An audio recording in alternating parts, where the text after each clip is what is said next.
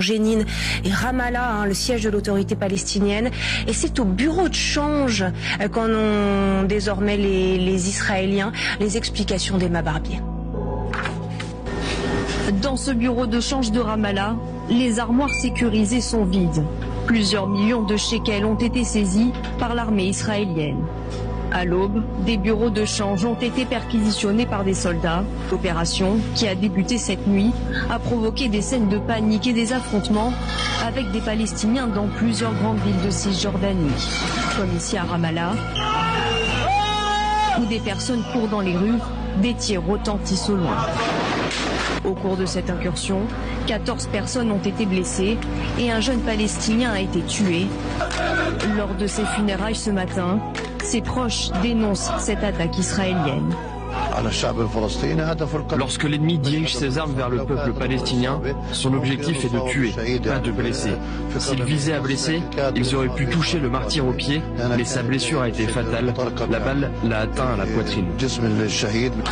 De son côté, l'ONU a demandé à Israël de mettre fin aux homicides illégaux en Cisjordanie.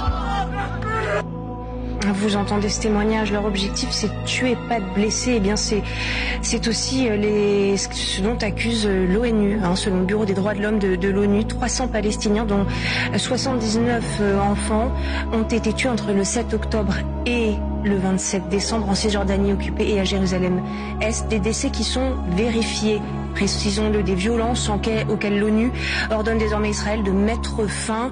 Voilà ce que dit le haut commissaire de l'ONU aux droits de l'homme. L'intensité de la violence et de la répression est du jamais vu depuis des années. Voilà ce qu'on trouve également dans ce rapport de l'ONU, l'exigence, cette requête de l'arrêt immédiat de l'utilisation d'armes et de moyens militaires dans le cadre d'opérations de maintien de l'ordre, ainsi que la fin des détentions arbitraires et des mauvais traitements infligés aux Palestiniens, de même que la levée des restrictions de mouvement, des restrictions qui sont jugées discriminatoires.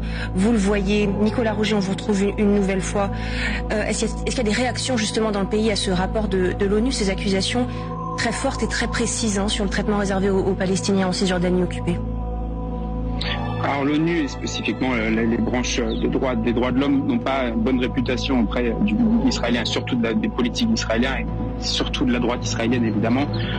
Donc les réactions sont mitigées par rapport à cela.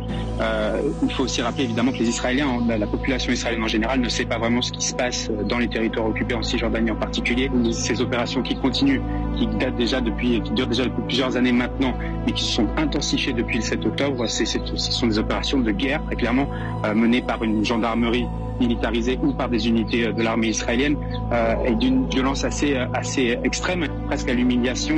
On a vu notamment des arrestations de masse, notamment dans le camp de réfugiés de Jenin, plusieurs centaines de personnes en un jour. Parfois, les opérations durent plusieurs jours.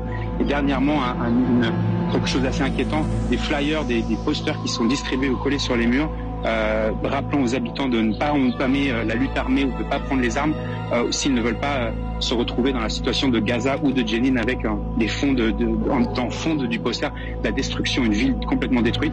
Donc ça montre bien jusqu'à quel point l'armée israélienne est prête à aller pour imposer une certaine logique de contrôle sur le territoire occupé.